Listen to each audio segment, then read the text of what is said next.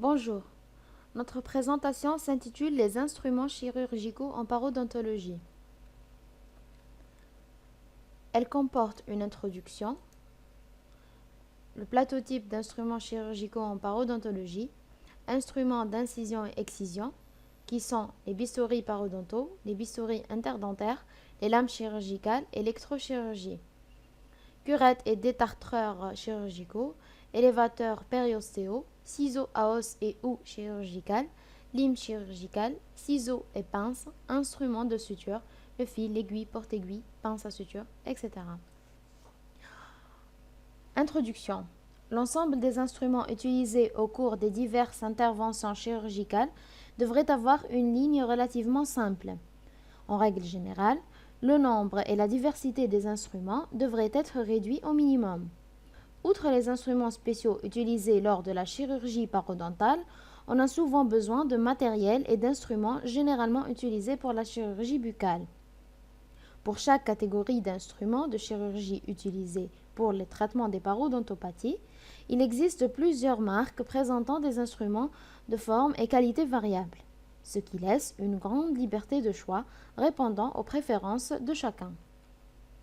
Les instruments de chirurgie parodontale sont classés comme suit: instruments d'incision et d'excision, curettes et détartreurs chirurgicales, élévateurs périostéaux, ciseaux à os, lime chirurgicale, ciseaux, pinces hémostatiques et forceps tissulaires.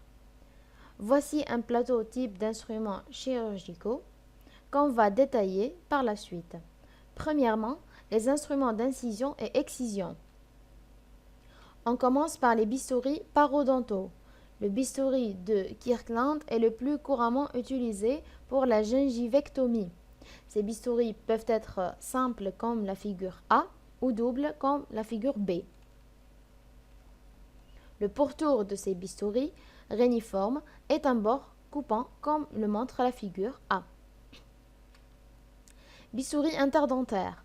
Les bistouris de Orba numéro 1 et 2 et les bistouris de Merrifield numéro 1, 2, 3 et 4 sont utilisés pour les zones interdentaires. Ces bistouris, en forme de lance, ont des bords coupants sur les deux côtés de la lame et sont des instruments simples qui contiennent une seule lame ou double une lame à chaque extrémité. Troisièmement, les lames chirurgicales. Les lames de forme et de taille différentes sont utilisées en chirurgie parodontale. Ces lames sont utilisées pour les chirurgies à lambeaux, la chirurgie mucogingivale et les greffes. Les lames les plus couramment utilisées sont numéro 11, 12 et 15. Montrées sur la figure, les lames chirurgicales de gauche à droite sont numéro 12, numéro 11 et numéro 15. Voici la différence entre ces trois lames au niveau de la partie active. Ces lames sont généralement jetables. Quatrièmement, l'électrochirurgie.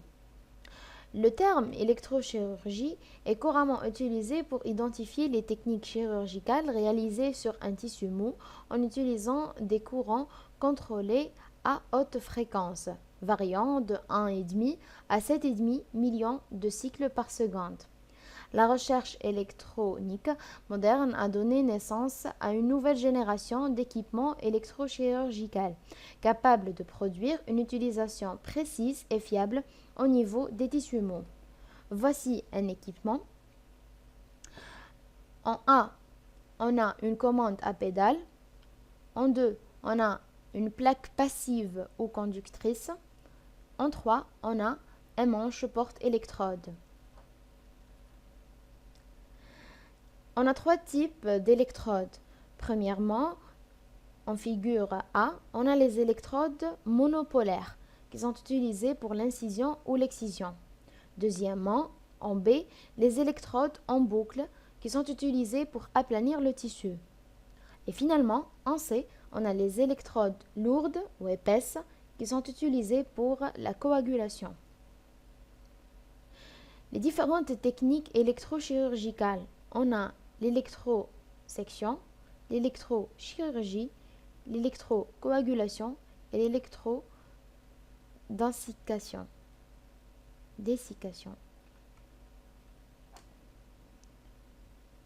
Et l'électrodessiccation. Premièrement, l'électrosection, désignée aussi sous le nom d'électrotrotomie ou accusection, nécessite un train d'onde entretendu totalement rectifié ou continu. Deuxièmement, l'électrocoagulation utilise un courant amorti ou interrompu tel que le courant partiellement rectifié ou le courant totalement rectifié modifié. Une gamme importante de contrôle de la coagulation ou de l'hémorragie peut être obtenue en utilisant le courant d'électrocoagulation avec différentes techniques. On doit comprendre que l'électrocoagulation peut empêcher le saignement et l'hémorragie dès son entrée dans le tissu mou. Néanmoins, elle ne peut pas stopper le saignement une fois que le sang est présent. Alors, toutes les formes d'hémorragie doivent être stoppées tout d'abord par une sorte de pression directe, air, compresse ou hémostase. Une fois que le saignement a momentanément stoppé, l'obturation finale des capillaires ou des larges vaisseaux peut être accomplie par une application brève de courant électrocoagulant. Il y a 3 types d'électrodes de coagulation. Premièrement, les électrodes en boule qui sont utilisées pour l'hémostase générale. Les électrodes nues pour contrôler l'hémorragie légère ou pétichiale dans les zones restreintes. Deuxièmement, on a l'électrode en forme de barre qui sont utilisées pour la désensibilisation de la dentine hypersensible. Et troisièmement, on a les électrodes coniques dont l'usage est le contrôle de l'hémorragie succulaire. L'électrochirurgie, c'est un moyen contrôlable pour sculpter ou modifier le tissu mou buccal avec le moins d'inconfort et d'hémorragie possible pour le patient. Enfin, l'électrodensification emploie un courant déshydratant et la technique la moins utilisée est surtout la plus dangereuse. L'électrode active est insérée dans le tissu et le tissu entourant l'électrode se coagule in situ. Ce procédé est utile en dermatologie pour la chirurgie du cancer et des hémangiomes caverneux. On passe maintenant aux curettes et détartreurs chirurgicaux. Des curettes et des détartreurs plus gros et plus lourds sont souvent nécessaires pendant la chirurgie pour l'élimination des tissus de granulation, des tissus interdentaires fibreux et des dépôts sous-gingivaux tenaces. Les instruments chirurgicaux de Kramer, le numéro 1, 2 et 3, et ceux de Kirkland sont des curettes épaisses, alors que les détartreurs de Bally, numéro 82 et 83, est un détartreur épais courant. Plus les lames de ces instruments sont larges et épaisses, plus elles sont adaptées pour les interventions chirurgicales. Voici les curettes chirurgicales de Kramer, numéro 1, 2 et 3. Élévateurs périostéaux. Ces instruments sont nécessaires pour recliner et déplacer le lambeau après que l'incision a été faite dans la chirurgie à lambeau. Les élévateurs périostéaux numéro 24G et celui de Goldman-Fox numéro 14 sont 2 élévateurs très bien conçus. Voici l'élévateur périostal de Glickman numéro 24G. Les ciseaux à os et houes chirurgicales. Les ciseaux à os et les houes chirurgicales sont utilisés au cours de la chirurgie parodontale pour l'ablation et le remodelage de l'os. Premièrement, la houe chirurgicale est une lame courbe et aplatie en forme de queue de poisson, avec une convexité prononcée à son extrémité. Le rebord coupant est biseauté avec des rebords arrondis et se projette au-delà de l'axe longitudinal du manche utilisé pour détacher les parois de la poche après une incision de gingivectomie et polir les faces radiculaires et osseuses rendues accessibles pour une intervention chirurgicale. Voici en vue latérale et frontale une houe chirurgicale. Pour le ciseau à os, Le ciseau à os de Weddell, Stadel et Toll Gilmore ont un corps rectiligne. Les ciseaux à os de Ocean Bay numéro 1 et 2 sont très utiles avec un renforcement semi-circulaire sur les deux côtés du corps, permettant à l'instrument de s'engager dans la zone interdentaire en entourant la dent. Les ciseaux à os sont généralement utilisés avec un mouvement de poussée. Voici un ciseau à os chirurgical.